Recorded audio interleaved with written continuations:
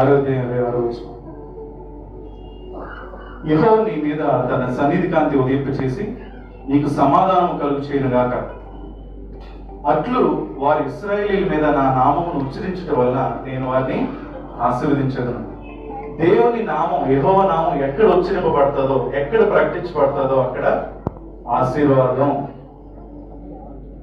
ఇక్కడ దేవుని నామాన్ని మనం ప్రకటిస్తున్నాం, ఆయన నామాన్ని ఉచ్చరిస్తున్నాం, ఆయన నామాన్ని కనపరుస్తున్నాం కాబట్టి ఇక్కడ ఆశీర్వాదం.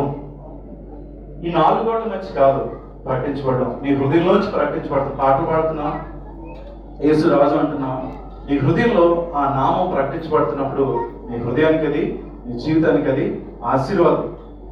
ఎక్కడ ఆయన నామం ప్రకటించబడితే అక్కడ ఆశీర్వాదం. ఒకవేళ నీ జీవితంలో ప్రకటించబడుతుంది అనుకోండి, అది నీకు ఆశీర్వాదం. నీ కుటుంబంలో ప్రకటించబడితే నీ కుటుంబంలో ఆశీర్వాదం.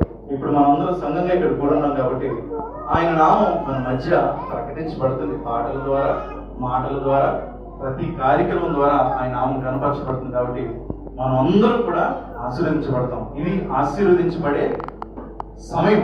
కాబట్టి లేచి ఆయన నామాన్ని ఉన్నతంగా కనపరుస్తూ, పునరుద్ధరణైన యేసుక్రీస్తు యొక్క నామాన్ని మహింపరుస్తూ, సంతోషంగా చప్పట్లు కొడుతూ ఆయన నామాన్ని ఆరాధిద్దాం, ఆశీర్వదించబడతాం.